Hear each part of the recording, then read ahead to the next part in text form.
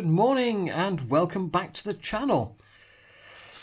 Well, I would say I've got an unboxing, but there isn't a box. For Christmas I got a voucher for Cheltenham Model Centre, so I went out to spend some money. Now I'd intended to get a double bogie GWR wagon, but they didn't have one. And with money burning a hole in my pocket, well, it had to be spent, didn't it? Let's see if I can get into this parcel. One moment. Well, we're a little closer. What have I got? I have got a Farish GWR Prairie. Although it does have the BR sign on it rather than GWR. Now this is a large prairie as opposed to a small prairie. There were two types. And this is quite old. It's second hand, and that's why there's no box. Now the thing you'll notice about old Farish locomotives is there isn't a huge amount of detail on this. That can be a good thing, because that means it's more robust.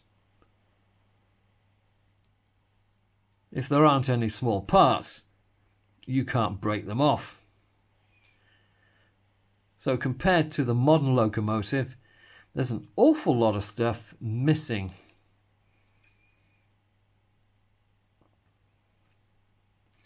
Now I've seen it run on a test track.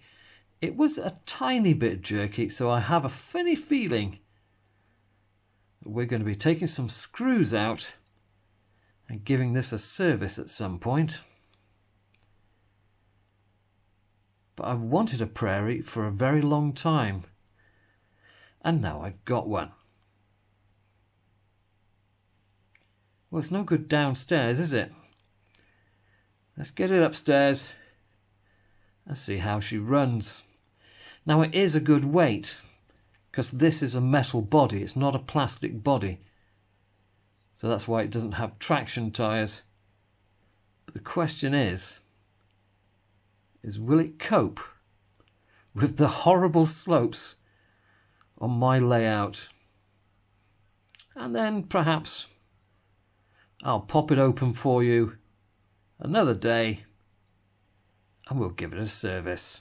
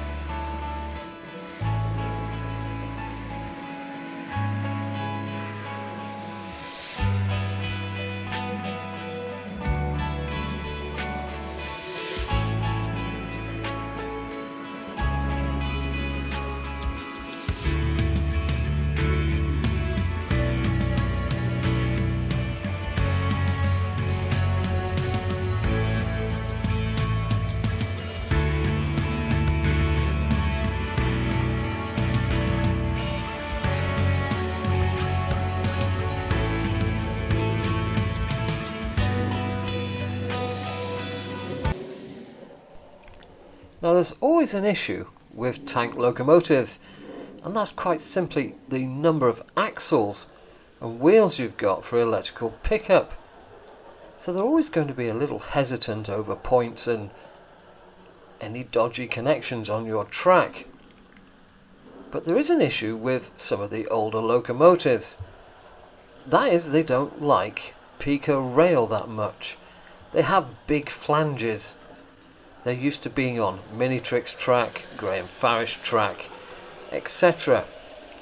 They're not used to being on this very fine track with only short rails, so they will find every tiny little stone of ballast that's in the wrong place. So I've got to run this over both tracks a number of times and just watch for every little click, every little jump, and remove all my loose ballast. Cheerio.